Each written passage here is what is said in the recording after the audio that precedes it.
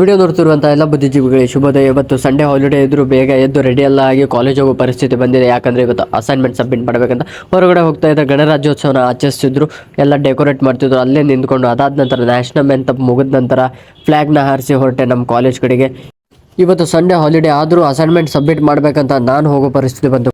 ಕೊನೆಗೂ ಅಸೈನ್ಮೆಂಟನ್ನು ಕೈಯಲ್ಲಿ ಹಿಡ್ಕೊಂಡು ಗಾಳಿಯಲ್ಲಿ ಹೆಂಗೆ ತೇಲಾಡಿಸ್ತಾ ಕಾಲೇಜಿಗೆ ಬಂದು ನೋಡಿದರೆ ಯಾರು ಕಾಣ್ತಿರಲಿಲ್ಲ. ಫುಲ್ ಎಂಟಿ ಕಾಲೇಜ್ ಕಾಣ್ತಾ ಇತ್ತು.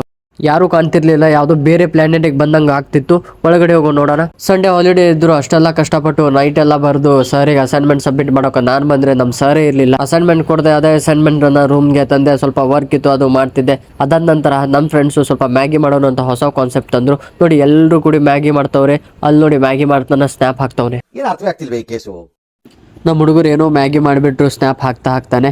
ಬಟ್ ಟೇಸ್ಟ್ ಮಾಡಬೇಕಿತ್ತು. ಟೇಸ್ಟ್ ಅಂತೂ ಇವತ್ತು ಮ್ಯಾಗಿ ಅಲ್ಟಿಮೇಟ್ ಇತ್ತು. ಎಲ್ರೂ ಸೇರಿ ಮ್ಯಾಗಿ ಅಂತೂ ಸೂಪರ್ ಆಗಿ ಮಾಡಿದ್ರು. ಮತ್ತೆ ನಾಳೆ ಸಿಗೋಣ. ಅಲ್ಲಿವರೆಗೂ ಬಾಯ್ ಬಾಯ್, ಟಾಟಾ.